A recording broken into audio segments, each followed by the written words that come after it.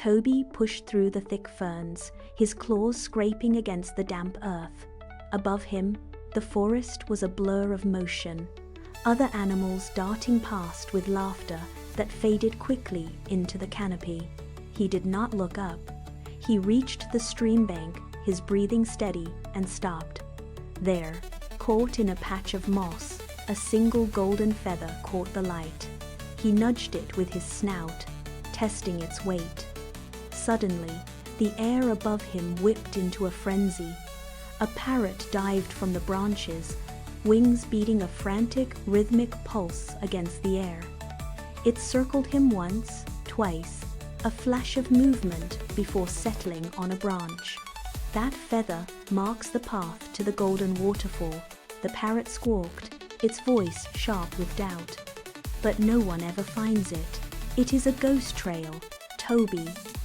The parrot took flight again, vanishing into the dense leaves without waiting for a reply. Toby turned toward the stream.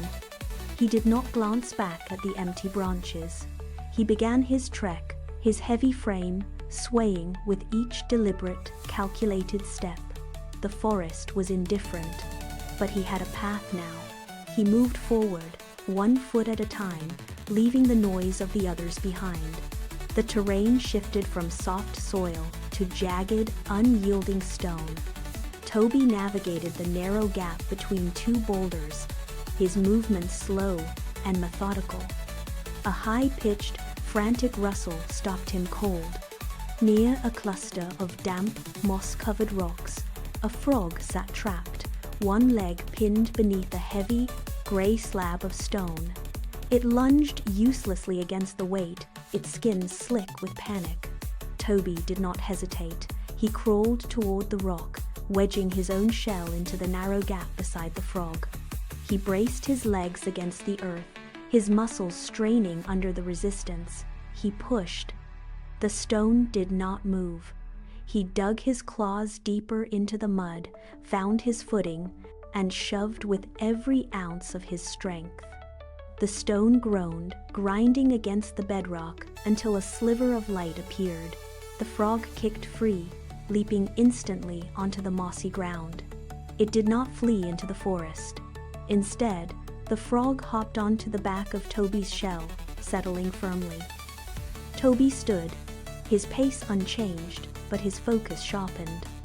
He was no longer just a traveler moving through the woods. He had a passenger now. They moved together, deeper into the thick, tangled heart of the forest.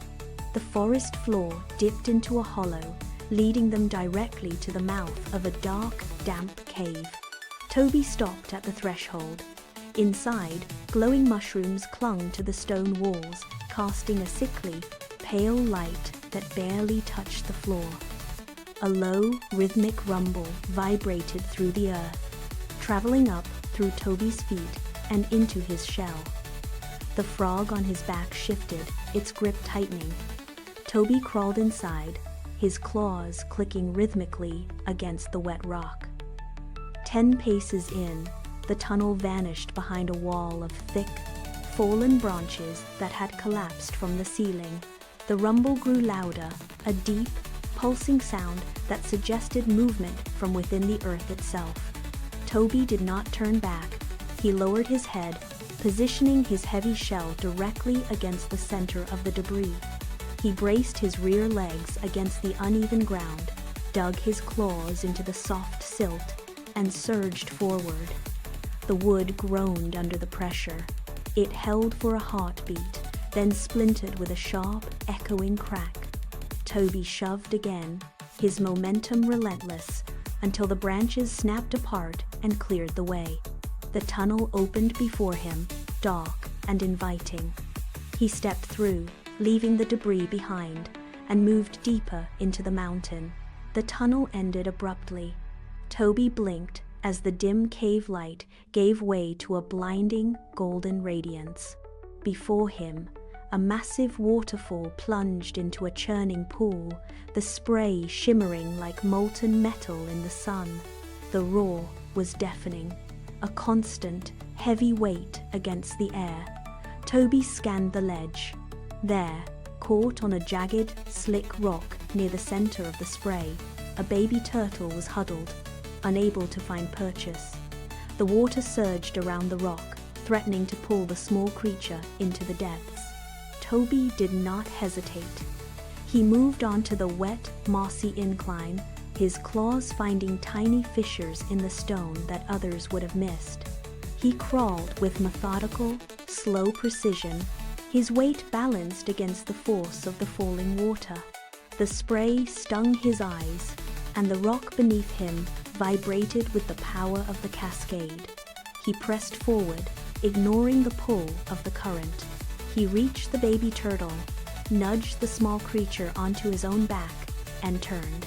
Every step backward was a battle against the slick, treacherous surface. He moved with absolute, unwavering focus, his feet locking onto the stone, until he reached the safety of the firm, dry grass on the bank. Toby lowered his back, allowing the baby turtle to scramble onto the firm grass. The creature shook off the spray and scurried toward the safety of the ferns. A rustle from the tree line signaled the arrival of the others. The forest creatures stepped out, their previous frantic pace halted by the sight of the golden waterfall and the scene before them.